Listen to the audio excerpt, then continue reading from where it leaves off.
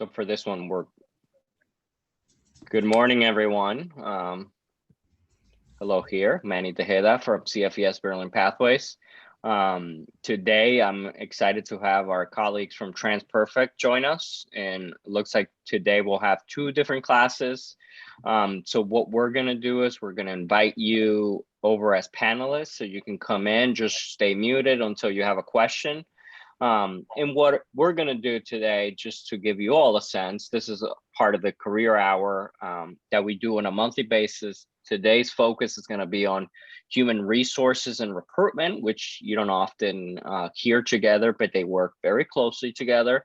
And we're going to have each of our panelists kind of introduce themselves, tell you a little bit about themselves, their backgrounds, and we'll jump in with some questions. But before we do that, I'm going to ask my good friend Amber to tell you a little bit about TransPerfect, just so we're all on the same page and know what TransPerfect is all about. But before I do that, I just want to say TransPerfect, they've been great partners with us. They've done a lot of great stuff for us. And it's just a great community of employees who love giving back to students, our schools. So we're very thrilled and excited to have you all here. Amber, take it away. All right, thanks, bestie. So we are TransPerfect, and TransPerfect is a global language and technology solutions company. So we started about 30 years ago doing translation and localization work, meaning that we take content in one language, translate it into another language, and we take everything from like documents to video games, dubbing over movies. We do a lot of like AI work. So it's not just all translating documents. Sometimes it's in-person interpretation. And then we've also branched out into a lot of other business solutions. So that includes like legal solutions and Trial Interactive, which is our clinical trial solutions, but the main focus of what we do and what TransPerfect is known for is translation services. So I'm going to introduce some of my colleagues, and we're going to go through our career paths with you, and then we're happy to answer any questions that you have, whether it's about TransPerfect or about us or anything that you want to know about recruiting and HR. So first up is my friend Lizzy, so I will throw it over to her. Hi, everyone. My name is Lizzy Frost. I'm a senior HR generalist here at TransPerfect. I'm coming up on 3 years, actually, this weekend. It's going to be my 3-year anniversary with TransPerfect. So just a little bit about me. Language has always been a big part of my life. So it's kind of serendipitous that I've ended up at a language company. I studied in college, as you'll see on the screen, Russian and psychology. So I've taken the Russian language since I was about 10 years old. And then when I graduated college, I didn't really know what I wanted to do. So I decided to move to Russia and use my language skills while living there. I was teaching English and I was translating. But that was a little bit too far away from my family. So I moved back after 2 years and moved to New York. And I started as a recruiting and HR assistant. So it was a great position where I got to learn a little bit about both departments. And I learned that my interest lied more with human resources than it did recruiting. And so after 3 years at my first company, I moved to TransPerfect as an HR generalist in 2019. And at TransPerfect, I do everything from compliance. So we have many different locations in different states. So we have to make sure we're following all the rules. And I do immigration. So we have employees from all over the world, and we need to make sure that they're legally allowed to work in the United States. And I do employee relations. So if there are any issues or performance issues among employees. So those are just a few of the things that I do at TransPerfect. Awesome. Thanks so much, Lizzy. Next, we have Jen. Hi, guys and girls. I'm Jennifer. So I studied biological anthropology in college. I wanted to know just a lot about science, and I found it so interesting after taking my first anthropology course, which is really the study of just human society, culture in college. And then after graduating, my plans were to go to medical school.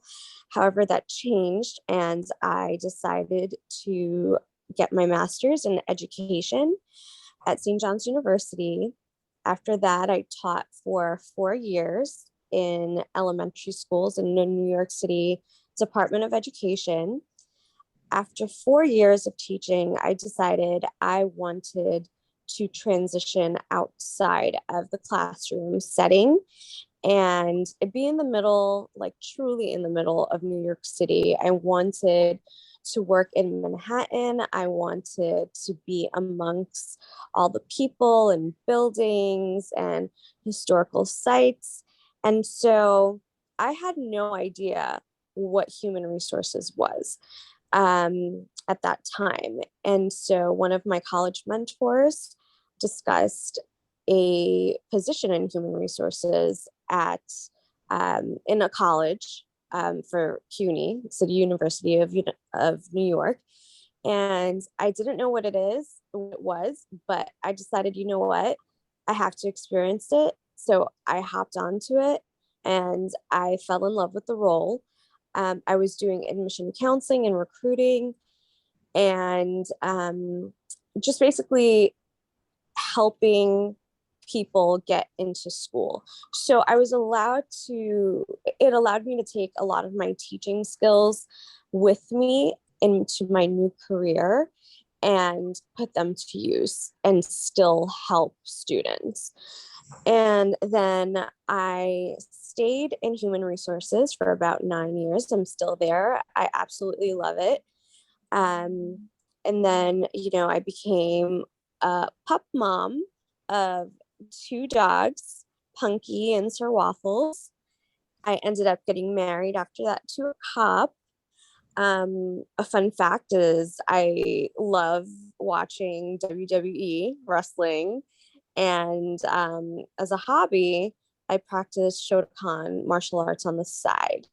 So that's just a few little fun facts about me. I will pass the mic on over. I don't know that black belt is considered a hobby, Jen. That's dedication. My family kind of like, I grew up in a very strict Indian family. So it's like, they were very, no, you're going to study this. No, you're not going to do figure skating. You're going to do martial arts, because I wanted to be a figure skater when I was younger. So they counted that as my hobby. But yes, it truly is a discipline that needs commitment. But I learned a lot from it. Not just in terms of like defending myself, but just in terms of like committing yourself and dedication. Yeah. So. All right. Well, Danielle, looks like you're up next. Hi, everyone. Good morning. My name is Danielle. So I studied psychology in college with a minor in business administration. And then right off the bat, I joined TransPerfect. So I kind of found that role. I started as an HR assistant, and now I'm hitting 5 years into the role this year, which is a little scary, but exciting at the same time.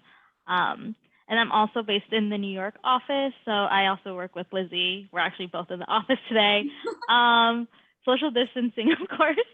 And in my free time, even though I work in New York, I live in New Jersey, so I'm a Jersey girl at heart. Love going to the beach, shopping. I have a dog. I know Amber has one, and Jen too, so we all can join in and have a little birthday party when they all have their birthdays. Yeah, that's a little bit about me. Awesome. And then I'll intro myself. So my name is Amber Roris Crow, and I have a bachelor's in vocal performance opera. So I originally went to school for forensics, graduated with a degree in vocal performance because life is funny that way. Got my master's in higher education admin because I loved being at college and wanted to stay there for the rest of my life. Started working in higher education, doing career advising. That led to a career in career coaching. And I worked with CEOs and VPs from different companies, helping them figure out their career path. In 2018, I opened my own coaching practice that I do pro bono for LGBTQIA identified job seekers. It's called thequeercareerblog.com. And we focus on the specific challenges of being out in the workplace. And then I joined TransPerfect in 2019 as a talent management specialist, and just relocated to Philly with my wife, our puppies, and we have twins on the way. So it's an exciting time in our household. And so I will throw it back to Manny. That's awesome. So I think, Lizzy, you started this trend a little bit, sharing a little bit about what you do, but what does a day-to-day look like for you, for each of you, for your respective roles?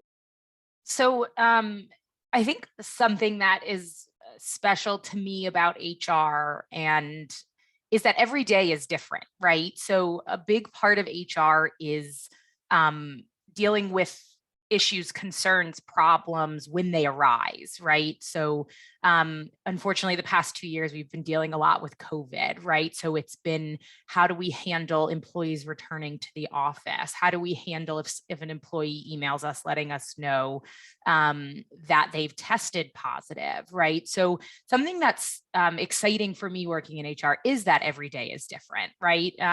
But typically, you know, I'll log in the morning. I start with my emails, you know, get back to anyone who needs to get back to, you know, set up meetings for the day.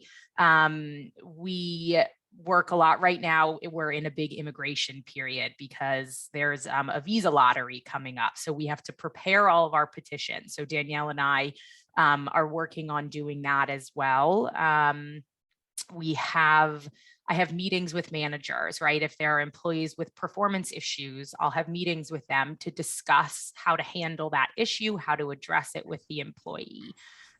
So like I keep stressing, every day is really different. And I think that's one of my favorite things about HR. It can be exhausting sometimes, but the days go by faster when you're busy and dealing with different things. Awesome. And I'll talk a little bit about recruiting and talent management. So that's what we do on our team.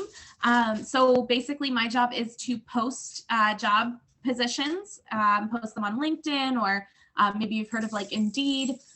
So we get those job posts out there, people apply, and then we are the ones who give them a call, talk to them about why they're interested in a position, or you know, why they feel like they're a good fit. We tell them all about the company as well. So we talk to them about our company culture and what we're looking for. And then once I have kind of done a fair bit of recruiting for the day, I also work on some other projects like employee retention. So we want to keep our employees. We want our employees to feel engaged and happy. And we want them to want to come to work so they don't take their talents and go to another company. So I work on a lot of different initiatives to make people feel included at the company. So similar to Amber, I start my day off with just time management, which is like really something that I end my days with also. I like to have my time organized so that I know what goals I need to hit and when. I usually start off by just going through my emails and following up on anything that I need to follow up on, responses, checking if any new jobs came in that need to be discussed and posted. And then I, you know, just get out there and check out the candidates. And when I say get out there, obviously, we're all working virtually right now. So I log into whether it's LinkedIn or, like Amber said, Indeed, or our own career site. And I look for candidates who have applied for the positions that we have posted.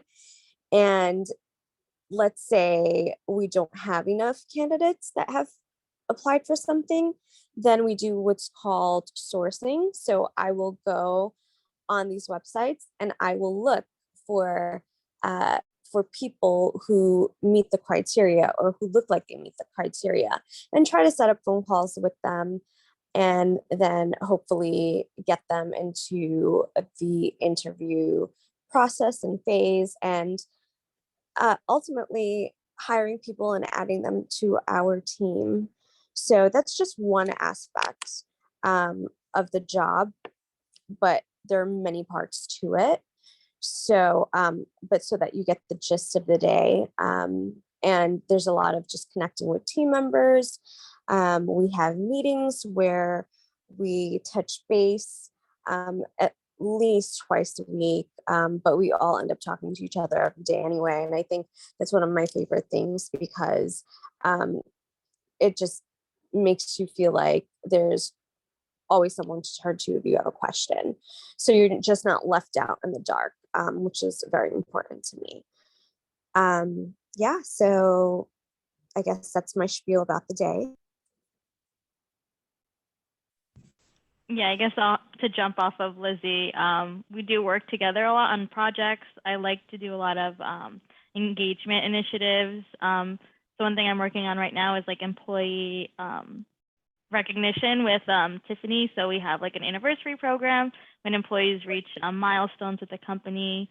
And that's something that I work with globally. So all around the world, everyone's celebrating anniversaries with the company, whether it's 5 years or 10 years or even 30 years since we are a 30-year company. Also answering emails. I think we can all agree that we're always talking to people, whether that's candidates or employees themselves, helping them out. And I think that's why we like doing our jobs, is because we like to talk to people. We like to help employees, managers, even candidates like find a role for themselves where they can fit in the company. So there was a question that came in related to what we're discussing is, are you recruiting for your company or other companies or both? Yeah, I can take that one. So we recruit internally for TransPerfect. I know there's a lot of different types of recruiters out there. So some people work for many companies, and so they'll call candidates all over for all different jobs for all different companies. But we specifically focus on TransPerfect and sharing TransPerfect's message and culture with candidates and recruiting people specifically for the company. So we're known as internal recruiters. That's a great question. So as we're talking about kind of jobs and learning about the culture, Danielle, thank you for sharing what you do on the engagement side and celebration of people who stay long. How would one learn more about a company culture as an applicant?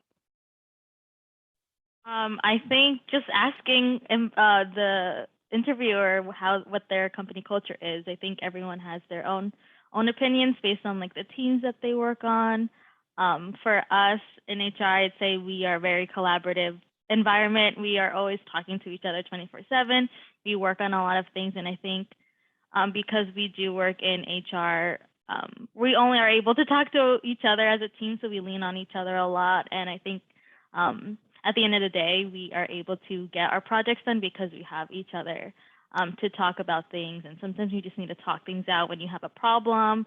And I think that's why we have a great collaborative space and environment. Also, if I may add, you students have way more resources than I had when I was in your grade. You can always do research on your own as well.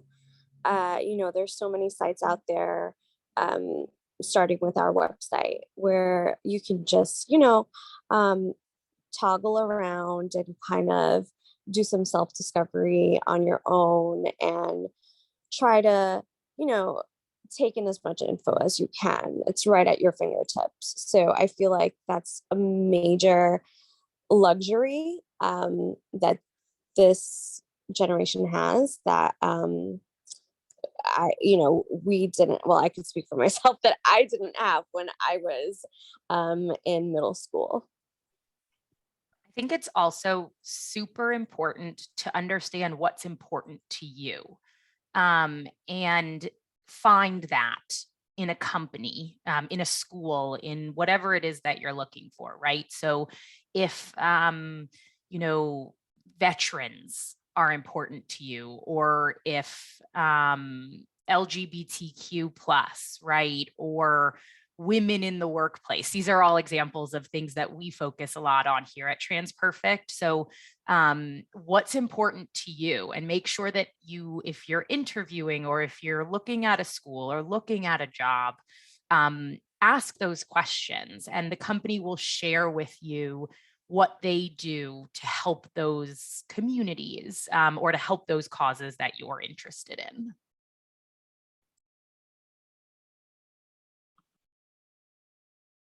Those are great tips.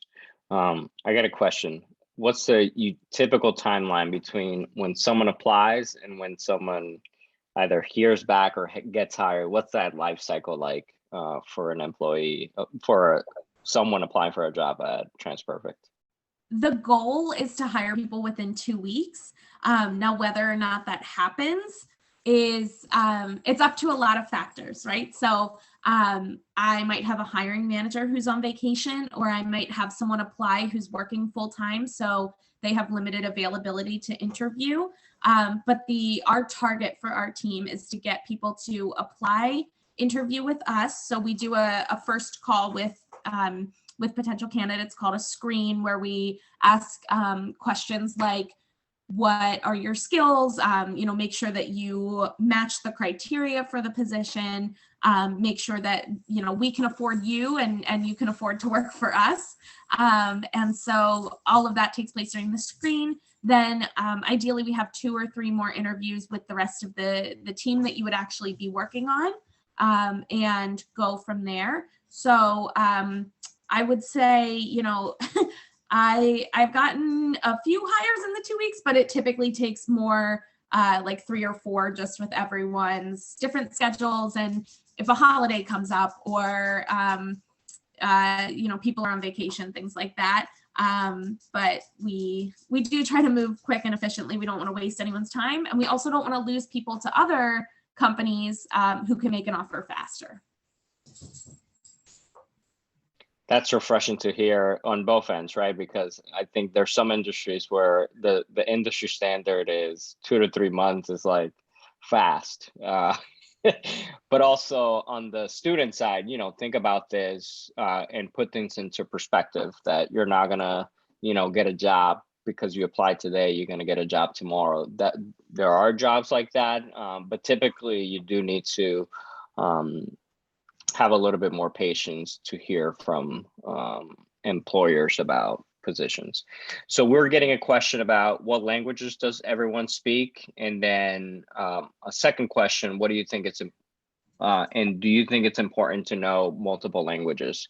And while you're all answering that, would love to just, by a show of hands, the students, if you can raise your hand if you speak more than one language. Wow. That's good. So as a translation company, it's not a requirement for anyone to speak multiple languages to work at TransPerfect. We do most of our business in English. But that said, it's always super helpful, especially if you're working on a translation team. If we don't have to hire someone else to quality check the work, and you can just kind of do it for yourself, then more power to you. I wish that I could say I speak multiple languages. I know a little bit of a lot of languages. I